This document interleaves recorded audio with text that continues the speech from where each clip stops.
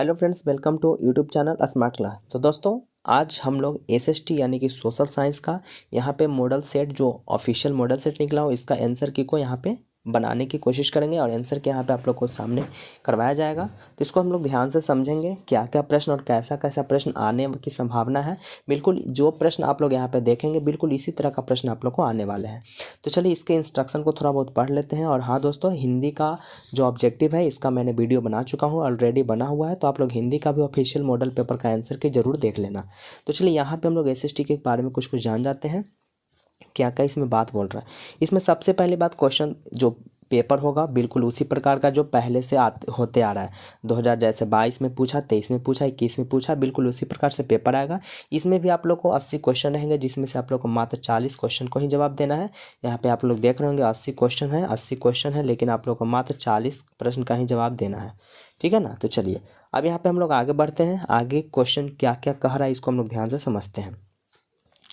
तो चलिए क्वेश्चन की ओर हम लोग अब बढ़ते हैं। पहला क्वेश्चन क्या है, बढ़िया से ध्यान से समझिएगा और आप लोग को आंसर अगर आए तो मुझे बताने से पहले आप लोग कमेंट बॉक्स में कमेंट जरूर कर दीजिएगा।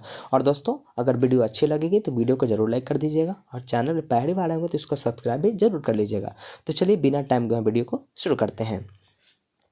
क्वेश्चन है, इनमें क्या सामाजिक विभेद का कारण नहीं है। सामाजिक विभेद का कारण कौन नहीं?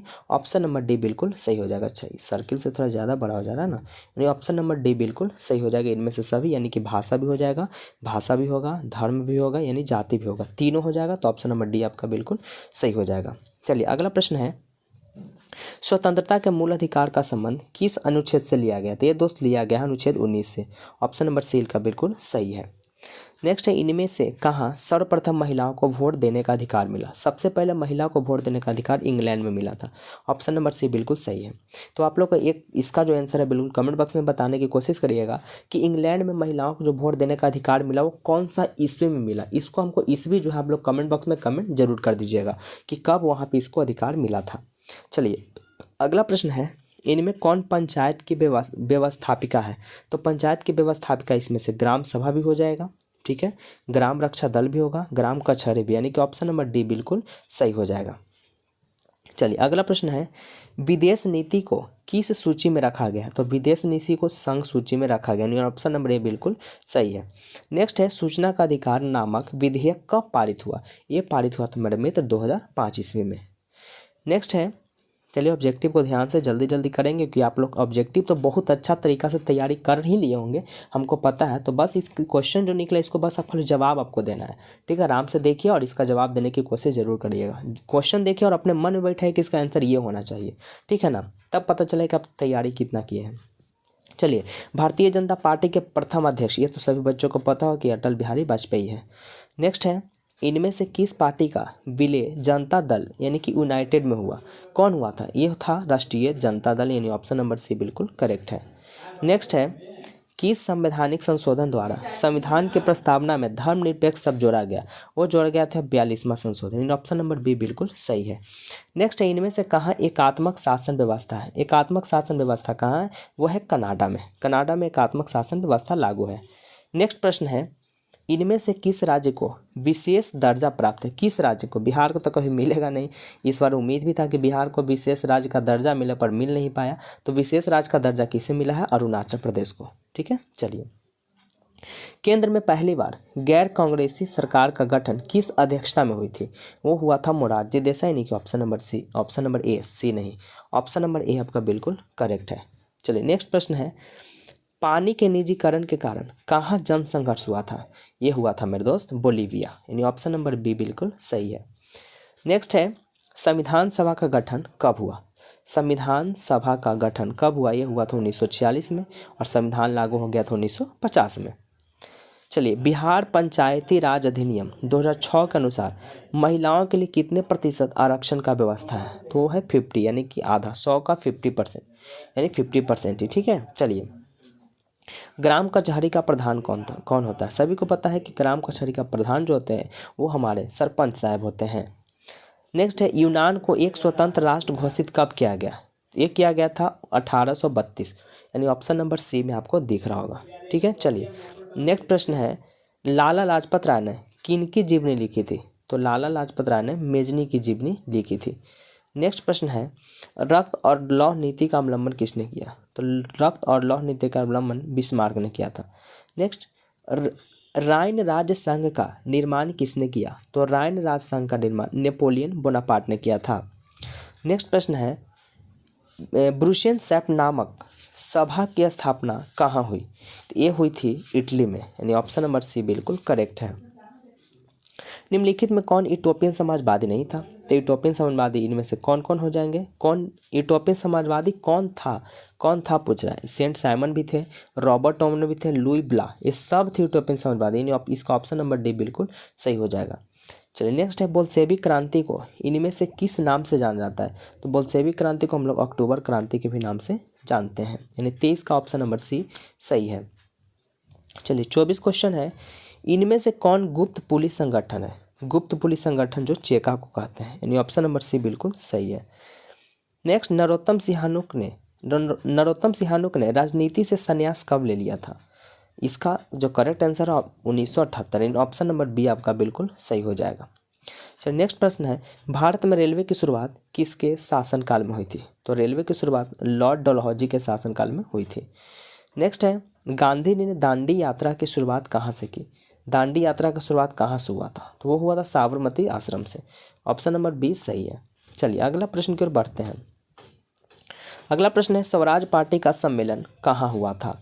तो स्वराज पार्टी का सम्मेलन इलाहाबाद में हुआ था, ऑप्शन नंबर डी बिल्कुल करेक्ट है।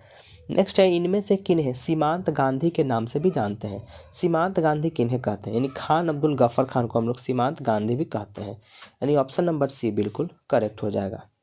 चलिए नेक्स्ट प्रश्न है वेदों की लौटो का नारा किसने दिया था? ये दिए थे हमारे स्वामी दयानंद सरस्वती ने, ऑप्शन नंबर ए बिल्कुल सही है। नेक्स्ट प्रश्न है बिहार प्रांतीय किसान सभा की स्थापना किसने की?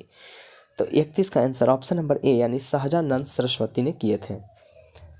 नेक्स्ट क्वेश्चन है भारत में पहला फैक्ट्री एक्ट कब पारित हुआ? तो भारत में पहला फैक्ट्री एक्ट जो है 1881 में पारित हुआ, यानी ऑप्शन नंबर सी बिल्कुल सही हो जाएगा। 33 है ब्रिटिश संसद के किस अधिनियम ने भारत में व्यापार पर ईस्ट इंडिया कंपनी के एकाधिकार को समाप्त कर दिया? इसका ऑप्शन नंबर सी यानी कि 1813 का चार्टर अधिनियम था, यानी 33 का बिल्कुल करेक्ट आंसर सी हो जाएगा।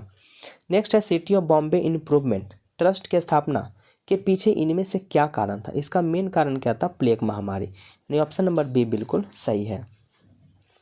नेक्स्ट है सोम प्रकाश साप्ताहिक पत्रिका का प्रकाशन किसने किया था? वो करने वाला थे Ishwar Chandra Vidyasagar, option number B बिल्कुल सही हो जाएगा। नेक्स्ट है न्यू इंडिया समाचार पत्र को किसने शुरू किया था? वो किए थे एनी बेसेंट, यानी ऑप्शन नंबर सी बिल्कुल सही है। नेक्स्ट है रेशम मार्ग कहाँ से आरंभ होता था? तो ये होता था चीन से, यानी ऑप्शन नंबर सी बिल्कुल सही है, चीन से होता था। चलिए अगला प्रश्न है इन देशों में से कौन प्राकृतिक संसाधनों में अत्यंत विपन्न है? प्राकृतिक संसाधनों में कौन अत्यंत विपन्न है? कौन सा देश? वो है आपका जापान, यानी ऑप्शन नंबर डी बिल्कुल सही हो जाएगा। नेक्स्ट है इन राज्यों में से कौन सर्वाधिक वातावरण वाला है? यानी वन जो है सबसे ज़्यादा कहाँ है? ठीक है, तो 39 का बिल्कुल सही आंसर डी हो जाएगा। डी में सबसे ज़्यादा वन है, डी में नहीं, यानी मध्य प्रदेश में ज़्यादा वन है। ठीक है, अगला है रोहिल्ला राष्ट्रीय उद्यान कहाँ स्थित है? रोहिल्ला, तो रोहिल्ला राष्ट्रीय उद्यान हिमाचल प्रदेश में स्थित है, ऑप्शन नंबर बी बिल्कुल सही हो जाएगा। चलिए अगले प्रश्न की ओर बढ़ते हैं। अगला है सागर सम्राट क्या है? तो सागर सम्राट एक अपतटीय तेल रिंग है, यानी ऑप्शन नंबर बी बिल्कुल सही हो जाएगा। चलिए अगला प्रश्न की ओर बढ़ते हैं। रूस के सहयोग से किस परमाणु विद्युत गृह का निर्माण किया गया था? रूस के सहयोग से किस परमाणु विद्युत गृह का निर्माण किया गया था? वो किया गया था कुंडलकुलम परमाणु विद्युत गृह, यानी ऑप्शन नंबर सी बिल्कुल सही आंसर होगा। अगला है इनमें से किसे सुनहरा रेशा कहा जाता है? सुनहरा रेशा किसे कहते हैं? तो वो जूट को कहते हैं, सुनहरा रेशा जूट को कहा जाता है। नेक्स्ट प्रश्न निम्नलिखित में किससे अंगोरा ऊन प्राप्त होता है? तो अंगोरा ऊन खरगोश से प्राप्त होता है, यानी ऑप्शन नंबर सी बिल्कुल सही हो जाएगा। ठीक है ना, ऑप्शन नंबर सी बिल्कुल सही हो जाएगा। चलिए अगला प्रश्न है भारत में लौह इस्पात का पहला कारखाना कहाँ स्थापित किया गया था? लौह इस्पात का पहला कारखाना झारखंड में स्थापित किया गया था। नेक्स्ट है भोपाल त्रासदी में किस गैस का रिसाव हुआ है? सभी बच्चों को पता होगा और होगा भी, क्यों नहीं, मिथाइल आइसोसाइनेट। ठीक है, चलिए भारत का सबसे लंबा राष्ट्रीय राजमार्ग, सबसे लंबा राष्ट्रीय मार्ग कौन है? NH-44, यानी ऑप्शन नंबर बी बिल्कुल सही हो जाएगा। अगला है सबसे बड़ा रेल जोन कौन है? सबसे बड़ा रेल जोन हो जाएगा उत्तर रेलवे, ऑप्शन नंबर बी बिल्कुल सही हो जाएगा। नेक्स्ट है वायु परिवहन का राष्ट्रीयकरण कब किया गया? वायु परिवहन का राष्ट्रीयकरण 1953 में किया गया था। चलिए अगला प्रश्न है सदिया से धुबरी तक कौन राष्ट्रीय जलमार्ग जाती है? वो जाती है राष्ट्रीय जलमार्ग संख्या 2, यानी ऑप्शन नंबर बी बिल्कुल सही हो जाएगा। नेक्स्ट है फाल्टा विशेष आर्थिक क्षेत्र कहाँ है? तो फाल्टा विशेष आर्थिक क्षेत्र पश्चिम बंगाल में स्थित है। चलिए अगला प्रश्न की ओर बढ़ते हैं। मोनाजाइट किस राज्य में सर्वाधिक पाया जाता है? सबसे ज़्यादा मोनाजाइट कहाँ होता है? वो आपका पढ़े लिखे राज्य यानी कि केरल में होता है। चलिए भारत का कॉटनोपोल, यार क्या हो गया, भारत का कॉटनोपोलिस किस नगर को कहा जाता है? वो कहा जाता है ऑप्शन नंबर बी यानी कि मुंबई हो जाएगा। चलिए अगला प्रश्न है कुद्रेमुख में कौन खनिज पाया जाता है? कुद्रेमुख एक जगह है, उसमें कौन सा खनिज पाया जाता है? उसमें लौह अयस्क पाया जाता है, यानी वहाँ पर लौह अयस्क की मात्रा बहुत ज़्यादा होती है। चलिए अगला है त्रिवेणी नहर का निर्माण कहाँ किया गया? तो त्रिवेणी नहर का निर्माण पश्चिमी चंपारण में किया गया था। चलिए अगला प्रश्न है इन परियोजनाओं में से कौन सीतामढ़ी जिले में है? सीतामढ़ी जिले में कौन है? वो आपका बागमती परियोजना है, ऑप्शन नंबर बी बिल्कुल सही हो जाएगा। नेक्स्ट है अभ्रक उत्पादन में भारत का विश्व में कौन सा स्थान है? वो है आपका पहला, भारत का विश्व में पहला स्थान है अभ्रक का।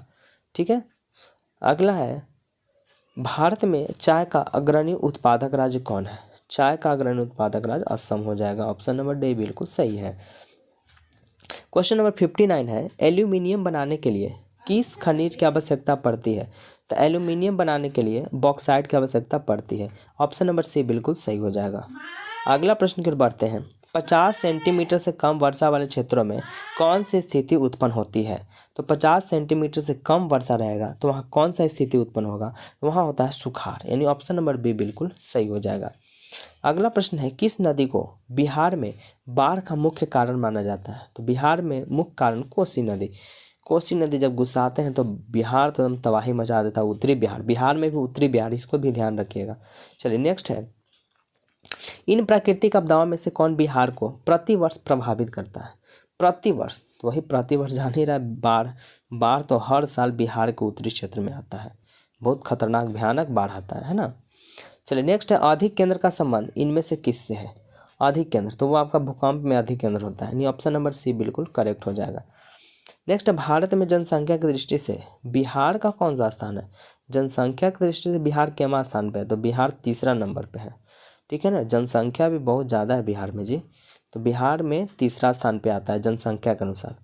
चलिए नेक्स्ट है प्रति व्यक्ति आय को इनमें से किस नाम से जानते हैं? प्रति व्यक्ति आय को हम लोग औसत आय भी कहते हैं, यानी ऑप्शन नंबर डी बिल्कुल सही हो जाएगा। नेक्स्ट है विनिमय की प्रारंभिक अव्यवस्था में व्यापार किस पर आधारित था? वो आधारित था वस्तु विनिमय प्रणाली पे, ऑप्शन नंबर ए बिल्कुल सही है। नेक्स्ट है मैकलगन समिति का संबंध इनमें से किससे है? मैकलगन वो आपका हो जाएगा सहकारिता से। लघु उद्योगों की अधिकतम निवेश सीमा क्या है? तो अधिकतम निवेश सीमा 5 करोड़ है, ठीक है ना, 5 करोड़, ऑप्शन नंबर सी बिल्कुल सही हो जाएगा। नेक्स्ट है नीति आयोग का पदेन अध्यक्ष कौन होते हैं? तो नीति आयोग का पदेन अध्यक्ष प्रधानमंत्री होते हैं, ऑप्शन नंबर बी बिल्कुल सही हो जाएगा। नेक्स्ट प्रश्न है मानव परिश्रम से अर्जित धन क्या कहलाता है? जो मानव परिश्रम करके अर्जित आय करेगा, अपना पैसा कमाएगा, उसको आय बोलते हैं, ठीक है। भारतीय रिजर्व बैंक का राष्ट्रीयकरण कब किया गया? तो देखिए राष्ट्रीयकरण किया गया था 1949 में, लेकिन भारतीय रिजर्व बैंक की स्थापना का बात आएगा जब यह यहाँ बड़ा हो गया, जब यह स्थापना का बात आएगा तो स्थापना हुआ था 1935 में, दोनों को बहुत ध्यान से याद रखना है, ठीक है ना। स्थापना बोलेगा तो 1935 और राष्ट्रीयकरण कब किया गया था? तो वो किया गया था 1949 में, ठीक है। तो इसका करेक्ट आंसर आपका ऑप्शन नंबर सी बिल्कुल सही हो जाएगा, यानी 1949। चलिए अगले प्रश्न की ओर बढ़ते हैं। अरे यार कहाँ गया?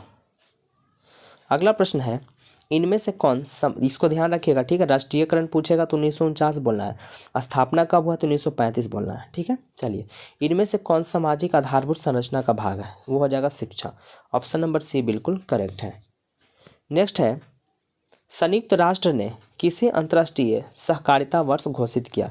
देखिए, इसमें ऑप्शन के अनुसार कुछ नहीं दिया, इसमें ऑप्शन सब गलत है, ठीक है ना। इसमें सब ऑप्शन गलत है, ए भी गलत है, ए भी गलत है, ए भी गलत है और ए भी गलत है, ठीक है। तो इसका जो करेक्ट आंसर होना चाहिए 2024 या 2025। ऑप्शन में 24 भी रहता या ऑप्शन में 2025 रहता तो दोनों सही हो जाता, ठीक है ना, ये सही होता, लेकिन ये सब गलत है, ठीक है ना, यानी कि इसमें ऑप्शन में नहीं है, ठीक है। चलिए, अगला क्वेश्चन है, उपभोक्ता अधिकारों की घोषणा सर्वप्रथम कहाँ की गई थी, वो की गई थी अमेरिका में। ऑप्शन नंबर सी बिल्कुल करेक्ट है। नेक्स्ट प्रश्न है, विश्व की विभिन्न अर्थव्यवस्थाओं को एक दूसरे से जोड़ने वाली प्रक्रिया को क्या कहते हैं, उसे हम लोग वैश्वीकरण कहते हैं। ऑप्शन नंबर सी बिल्कुल करेक्ट है। नेक्स्ट प्रश्न है, इनमें से कौन संस्थागत वित्तीय स्रोत का उदाहरण है।